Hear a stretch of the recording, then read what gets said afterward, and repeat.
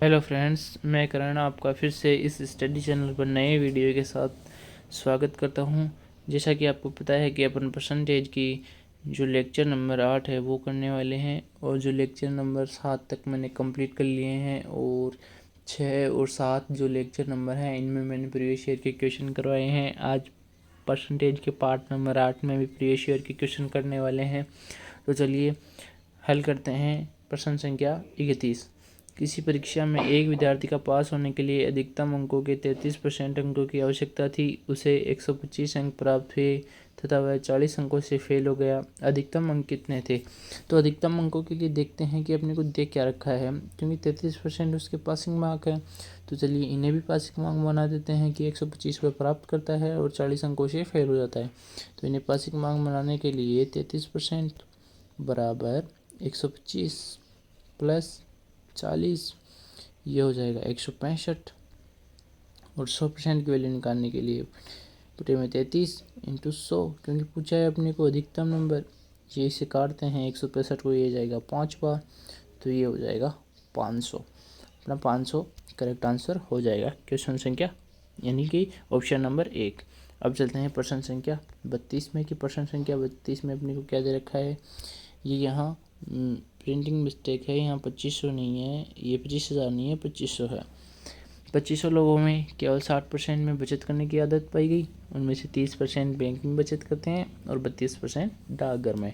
तो बचत करने वालों की संख्या निकाल लेते हैं पहले। तो 2500 का 60%, तो 2500 का अगर 60% अपन ज्ञात करते हैं तो ये आता है अपने पास कितना, 2 जीरो से 2 जीरो गया। 25 को अगर 60 से गुणा करवा देते हैं तो ये आता है 1500। 1500 आगे बचत करने वाले।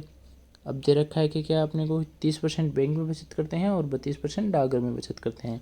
तो कुल मिलाकर हो गया ये 62।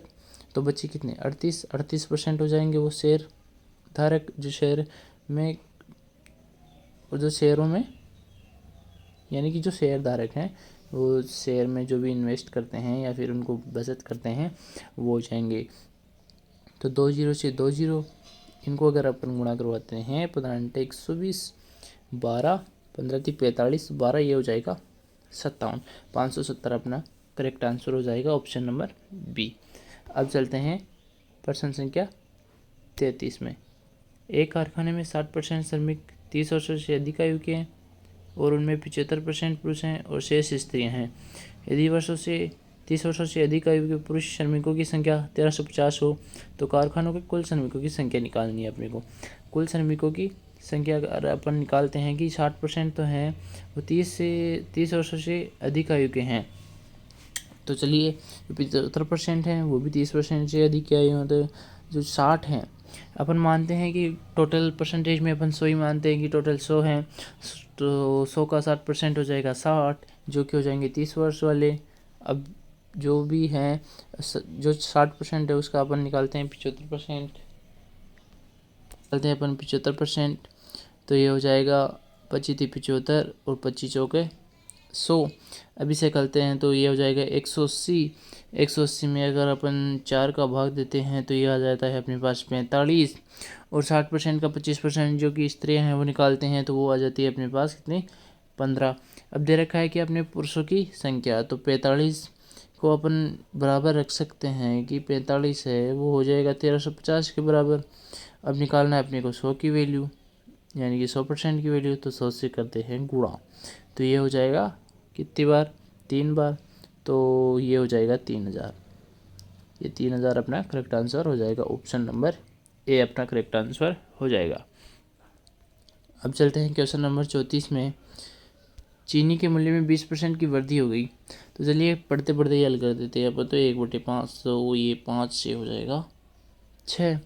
तदनुसार यदि कोई गृहिणी अपनी खपत में कम करके उसे खर्च को पहले जैसा ही रखना चाहती है, खपत कम की उसने, माना अक्स से वही कम की, और जो खर्च है वो पहले जितना ही रखना चाहती है, तो उसकी खपत में कितने % की कमी होगी। तो वजर गुणा करवा देते हैं तो ये आ जाएगा 6, ये 5, 1 की कमी कितने पर, 6 पर, इंटू 100% में बदलने के लिए 100 से गुणा, तो ये हो जाएगा ऑप्शन नंबर बी अपना करेक्ट आंसर हो जाएगा। 16 से 2/30% हो जाएगा। अब चलते हैं प्रश्न संख्या 35 में। कि प्रश्न संख्या 35 में क्या रखा है, यानी कि क्या दे रखा है। एक वस्तु का विक्रय मूल्य 20% कम करने पर उसकी बिक्री 80% की वृद्धि हो गई। तो चलिए कुल जो विक्रय मूल्य पर 20% कम कर दिया तो 1/5, तो 5 से हो जाएगा 4। अब 80% की वृद्धि होती है तो 80% 20 का कितना गुना होता है, 4 गुना, तो 4/5। तो क्या होता है, बिक्री में वृद्धि होती है, तो 4/5 तो हो जाएगा 5 से 9, तो ये 25 हो गया। ये ओवरऑल अपने को ज्ञात करनी है। 9 चौक हो गया 36, कितने की वृद्धि 11 की, कितने पर 25 पर, इंटू हो जाएगा 100, 25 चौके 100, तो ये 44% की क्या हो जाएगी, वृद्धि हो जाएगी, यानी इंक्रीजिंग हो जाएगी 44% की। अब चलते हैं अपन क्वेश्चन नंबर 36 में, कि क्वेश्चन नंबर 36 में अपने को क्या दे रखा है। क्वेश्चन नंबर 36, चलिए अभी से हल करते हैं। संख्या 36, सेल्फ बी में जितनी पुस्तकें हैं सेल्फ ए में उसकी 4/5 हैं। तो बी में मानते हैं अपन की 5, बी में मानते हैं अपन कि बी में तो हो जाएंगी कितनी 5, और ए में हो जाएंगी 4। अब देखते हैं कि ए की 25% पुस्तक, यानी कि ए की 25%, तो ए की 25% हो जाएगी कितनी 1, यानी 1/4, तो 1 इधर बचेगी 3, इधर हो जाएंगी 6। अब बी की 25% ए में अंतरित कर दी जाए, तो बी में अब अंतरित कर दी जाए तो ये 1.5 हो जाएगा, इसका 25%, तो ये हो जाएगा 4.5, और इधर भी बच जाएगा 4.5। अब पूछा क्या है अपने को, ए में पुस्तकों की कुल संख्या का प्रतिशत, तो कुल संख्या का प्रतिशत निकालने के लिए ए में है 4/5, 4.5, और बटे में है 9, टोटल ये 5 और 4 9, इंटू हो जाएगा 100, तो ये हो जाएगा अपने पास, ये कट जाएगा, तो ये बटे नीचे आएगा 2, तो ये हो जाएगा 50, तो 50 अपना करेक्ट आंसर हो जाएगा। ऑप्शन नंबर बी अपना करेक्ट आंसर हो जाएगा।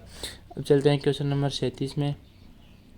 किसी परीक्षा में पास होने के लिए अधिकतम अंकों के 36% अंक लाना आवश्यक है। एक विद्यार्थी ने 113 अंक प्राप्त किए तथा वह 85 अंकों से फेल हो गया। परीक्षा के अधिकतम अंक कितने हैं?